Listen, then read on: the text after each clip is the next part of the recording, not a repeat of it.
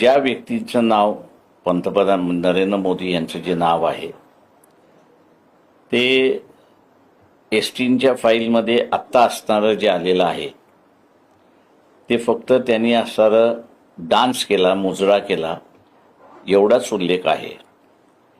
पण एवढ्याच मुद्द्यावरनं जे काही सरेंडर करण्यात आलेलं आहे, आर्थिक बाजारपेठ सरेंडर करण्यात आलेली आहे, राजकीय निर्णय घेण्याची शक्तीसुद्धा सरेंडर करण्यात आलेली आहे.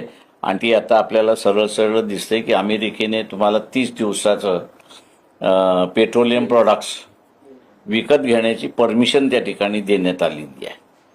तेव्हा इथनं पॉलिटिकल सोव्हरॅनिटी जी आहे ही सुद्धा आता अमेरिकेकडे घाण ठेवण्यात आलेली अशी परिस्थिती आहे.